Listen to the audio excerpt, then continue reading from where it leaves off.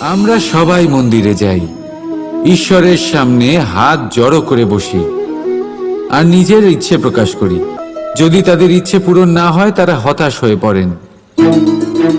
এবার থেকে যখনই আপনি মন্দিরে যাবেন, ঈশ্বরের সামনে বসবেন, হাত জড়ো করবেন আর বলবেন, ধন্যবাদ, ধন্যবাদ ঈশ্বর যে আপনি আমাকে যা দিয়েছেন তাতেই আমি খুশি।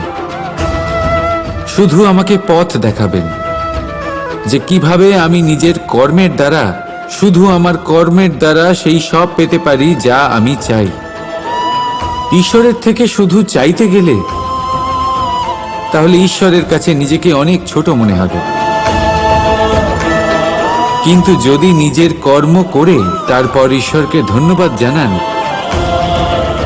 তাহলে সঠিক রূপে আপনি ঈশ্বর লাভ করবেন।